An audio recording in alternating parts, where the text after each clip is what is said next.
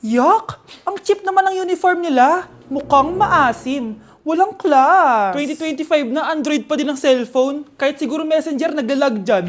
Ang ganda nga ng uniform, ang sasama naman ng ugali. Naka-iPhone ka nga, talo ka pa din naman sa ML. Ipabuhat yarn. Ang baho siguro ng classroom nila, no? Tapos nag-aagawan pa sa electric fan kasi wala naman silang aircon. Feel ko pinapalo sila ng teacher nila kapag nagkakamali sila. Ang boring siguro sa classroom nila. Mas masaya pa rin talaga sa public school, no? Balita ko mga korap mga magulang niyan. Kaya madaming pera. May araw din kayo, men. Nakatikim na kaya sila ng steak? Feel ko hindi nila afford. Nakatikim na kayo ng pagmamahal sa magulang? Oh! Sa pool! How dare you! Isang pitik ko lang, tumba ka na. Pipitik ka pa lang, tumba ka na. Tara na nga! Class!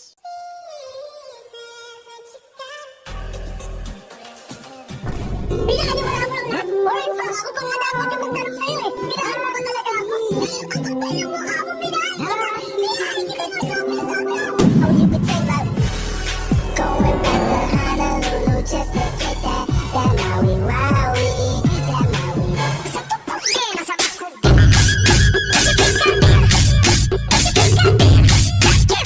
Diyos ko po, mas lang ako saglit eh. Oh, anong ibibigay kong grade sa'yo niyan? Una sa lahat, hindi ka nagpapasa ng assignment. Pangalawa, hindi ka nakikipag-participate sa klase. At higit sa lahat, inalis ka na ng research leader mo dahil ang gusto mo lang daw iambag ay ang face card mo. Ayan tuloy na decline. Wala akong choice, ibabagsak kita. Ma'am, wag mo naman ako ibagsak. Papatayin ako ng mga magulang ko. Please, ma'am. Okay lang yan, nak. Mag-repeat ka na lang. Kaya naman, mag-ingay para sa paborito nating Mars, si Scarlett!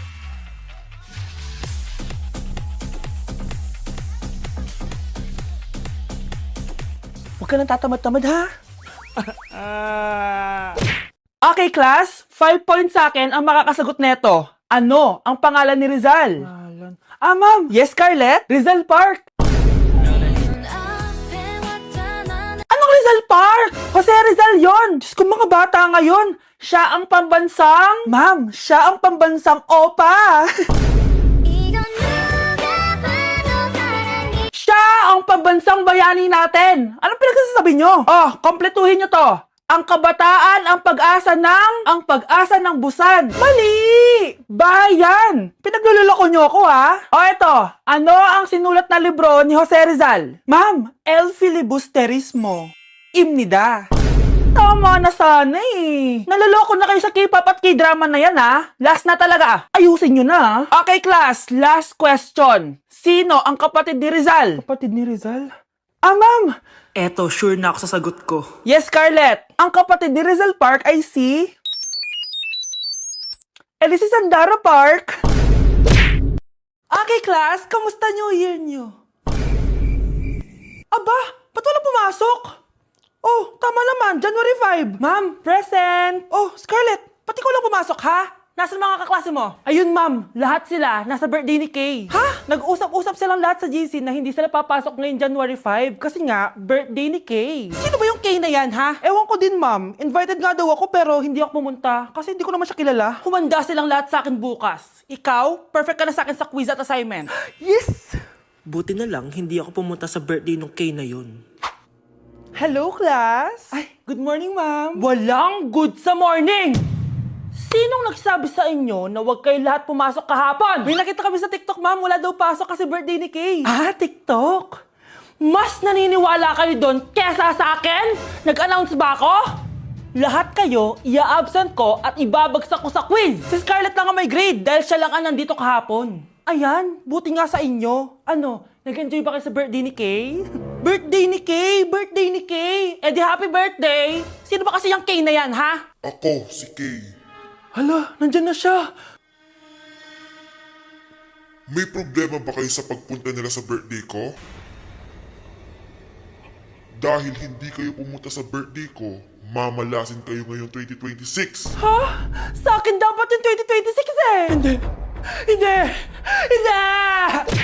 Guys, January 4 na. Ibig sabihin, birthday na ni Kay bukas. Alam naman natin na walang pasok bukas kasi national holiday yun. Lahat tayo pupunta sa birthday ni Kay. Etong kapatid ko guys, hindi siya papasok bukas kasi Pupunta ako sa birthday ni Kay. At dahil bukas na yung birthday niya, bibili ako ng regalo para sa kanya. Magluluto din pala ako ng handa para sa kanya kasi potluck daw bukas. Guys, nandito na kami sa mall kasi mamimili na ako ng regalo para kay Kay. Hindi ko nga alam kung anong regalo ko sa kanya. Kung sapatos ba, cellphone, tablet, bahay, kondo. Nasa grocery kami ngayon kasi ipagluluto natin si Kay ng spaghetti. Kasi birthday nga niya, di ba? Next na handa is mawawala ba sa birthday ang Shanghai? Tara, bili tayo ng ingredients. Guys, nasaraduhan na tayo ng mall. Uwi na tayo, tara. Guys, ito na pala si Kay eh. Ang hindi ko Kay yang mawala. Charan! So, ito yung mga regalo ko para kay Kay. So, unahin natin dito. Ano kayang laman neto? So, binilang ko siya ng deodorant. Kailangan ko bang explain ko para saan to? Next naman natin, ito guys. So, guys, binilang ko siya ng shoes. Sabi niya kasi favorite color niya yung blue, kaya binilang ko siya ng pink. At ito na guys, naubos pera ko dito. Kita niyo naman yung logo na yun, no? May kagat yung mansanas, oh. Ano kaya laman neto? iPad? iPhone?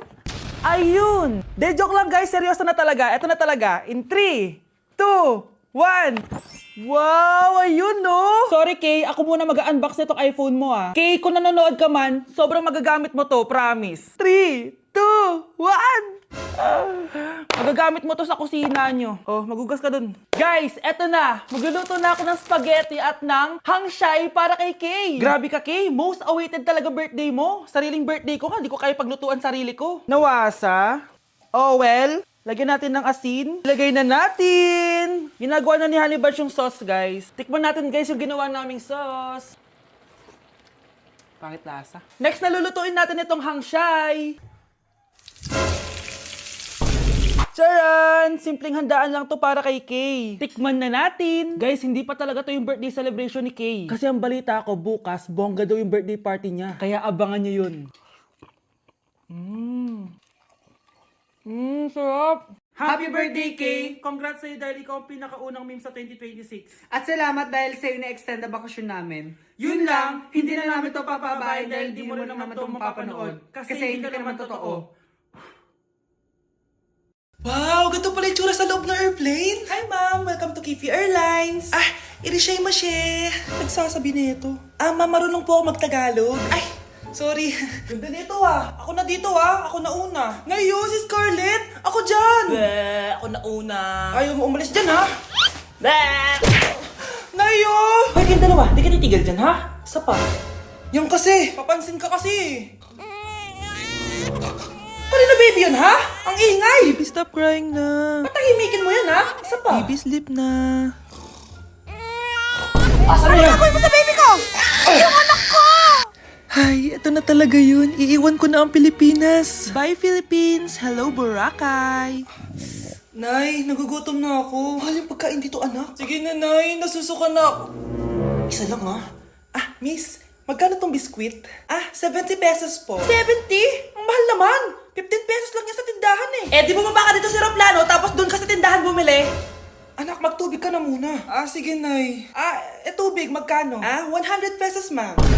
Okay, umupo tayo na maayos dahil malapit na po tayo mag-landing. Ayun, malapit na tayo. Teka lang, nasa si Brianna? Nay, tapos na ako mag-CR. Nay! Nay! Ba't ako iniwan? Tandaan niyo tong ginawa niyo sa akin. Maghihiganti ako sa inyo. Hala, ba't nalagaw to? Chat ko nga yung jowa ko. Pati messenger. Hala, be, nahack ba yung account ko? Hala, yung mga chat namin sa GC. Nagutom ko kay mama pag nakita niya mga pinagsasend ko sa jowa ko. Kalimutan ko na yung password ko. Cannot log in. Ano ba yan? Okay, kumalma ka. Twitter. Kaya naman pala daw yung Facebook tsaka yung IG. Kinabahan yung Kifi ko dun Akala ko nahack na yung Facebook ko eh. Ayan. Ang dami nag-react ha. Nasa Twitter lahat ng tao ngayon. Anak, maging mabait ka palagi sa mga tao Mahirap kalaban ng karma, anak. Naniniwala ka sa karma, Nay? Di naman totoo yun. Totoo yun, Scarlett. Kaya maging mabait ka ha. Sige na, Nay. Pasok na ako sa school A few moments later. Ano ba yan? Ang init naman. Balimos, baka may barya ka dyan, Iha. Tumabi ka nga dyan. Malilate na ako. Kahit 5 piso lang, Iha. Wala! Tsaka huwag ka lumapit sa akin. Baka mahawak sa kapangitan mo. Nay, nakauwi na ako. Oo, anak. Anyari dyan sa mukha mo? Ganda ko, di ba? Ano nangyari? Hindi pwede to. Ano nangyari sa mukha ko? Ano ba kasi ginawa mo? Wala! Yung totoo, naging mabait ka ba? Kahit 5 piso lang, Iha. Wala! Tsaka huwag ka lumapit sa akin. Baka mahawak sa kapangitan mo. Anak! Saan pupunta yun? Nasaan na yung pangit na yun? Manda ka sa akin. Hoy! Ano ginawa mo sa akin, ha? Hinawaan mo ako ng kapangitan mo! Hindi ka pa rin natuto, Scarlett, no? Ha?